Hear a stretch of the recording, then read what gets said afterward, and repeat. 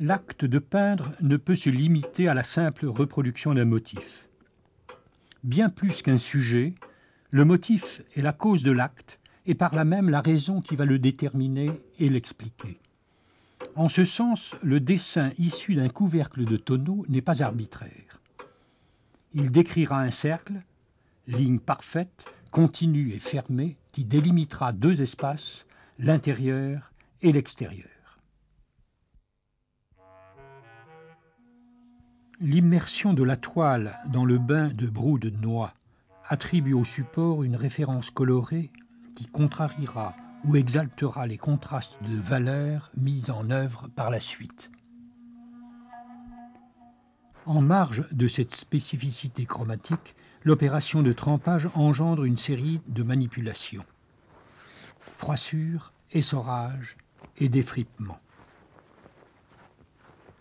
Les modifications de l'ordonnance, de la tension et de la pigmentation des fibres constitueront autant d'accidents qui interféreront à la fois sur le geste du peintre et sur le regard du spectateur. Que ce soit là, juste derrière les traitements les plus modestes, ou au contraire enfouis sous une succession de couches élaborées, la toile vibre, vit.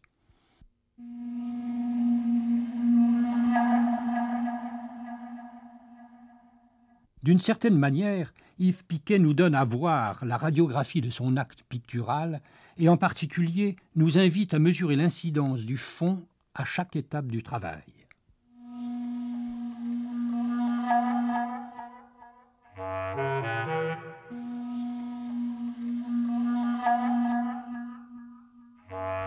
Chacun d'entre nous se souvient d'avoir recouvert une pièce de monnaie d'une feuille de papier, puis d'avoir frotté délicatement à l'aide d'un crayon.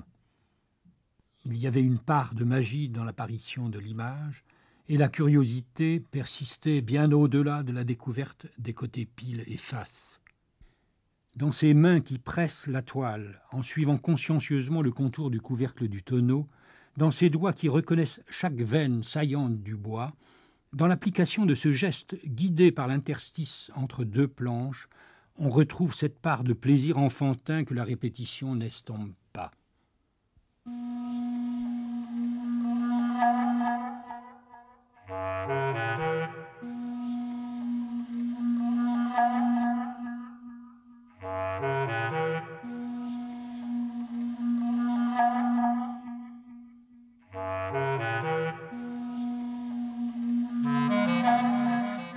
La figure est un procédé de langage destiné à rendre la pensée plus évidente et qui en particulier peut jouer sur la forme et l'ordre des mots. L'ensemble du dispositif a été conçu de manière sérielle. Il s'agit d'établir un lexique de figures ayant une racine commune mais des structures variées.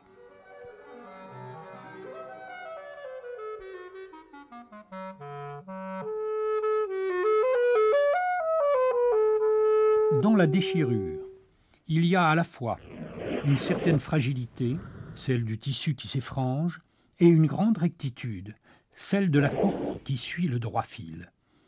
Pour Yves Piquet, la déchirure est d'une part la réponse à une certitude, celle de la division modulaire la plus appropriée d'un point de vue plastique, et d'autre part la source d'une relativité, celle des positions respectives des lignes imprimées et de la ligne de coupe.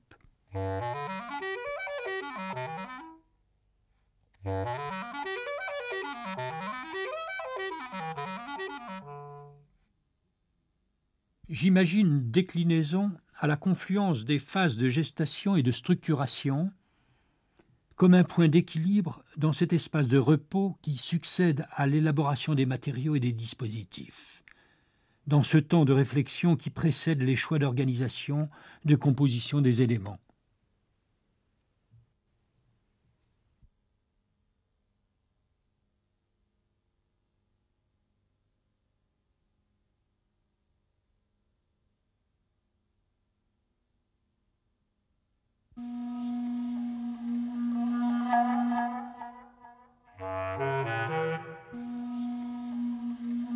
Le pli représente l'action et le résultat de l'action, c'est-à-dire le rabat de la toile sur elle-même et la marque qui restera à l'endroit où le tissu a été plié. Le pli, c'est à la fois la fermeture du volet textile et l'ouverture du volet pictural. Cette phase charnière est cependant motivée par un objectif unique, l'épuration du signe.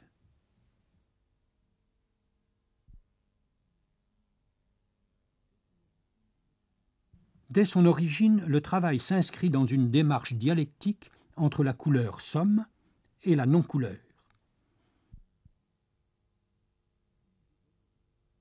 Ce qui nous est donné à voir est beaucoup plus un état de plénitude que la simple opposition de deux traitements, l'un positif et l'autre négatif. Ici, le noir et le blanc constituent à proprement parler un contraste de complémentaires.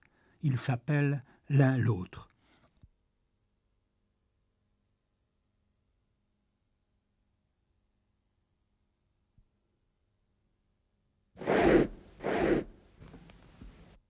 L'état de l'image semble définitif quand, délaissant sa brosse, le peintre s'empare de sa toile afin d'écarter les plis, d'écarteler la figure. L'assurance du peintre n'a pourtant pas changé.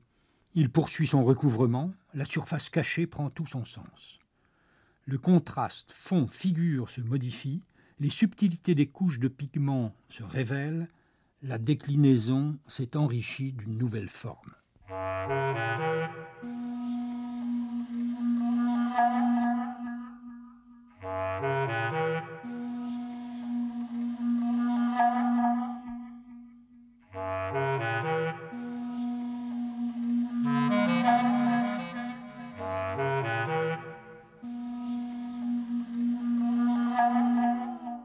La rigueur mise en œuvre dans les étapes précédentes pouvait laisser croire que la composition ne serait qu'une affaire d'assemblage. À l'écoute du peintre déambulant devant cette déclinaison, je comprends que les modules ne se succèdent pas, mais se déduisent. Le vocabulaire a changé. Colonnes, bandeaux, ogives, écriture appartiennent à une nouvelle perception.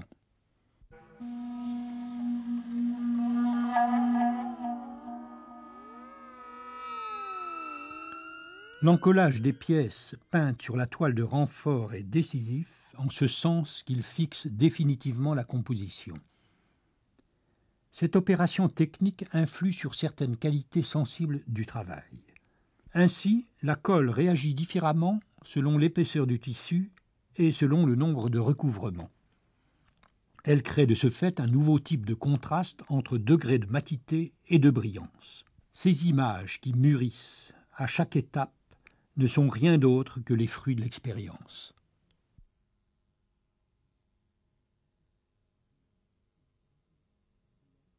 Brun, blanc et noir sont en quelque sorte des valeurs absolues de couleur. Et pourtant, chez Yves Piquet, le discours plastique ne se nourrit que de valeurs relatives. C'est précisément dans la subtilité de ces contrastes que chacun comprend que déclinaisons blanches et noires ne sont pas inverses, mais complémentaires.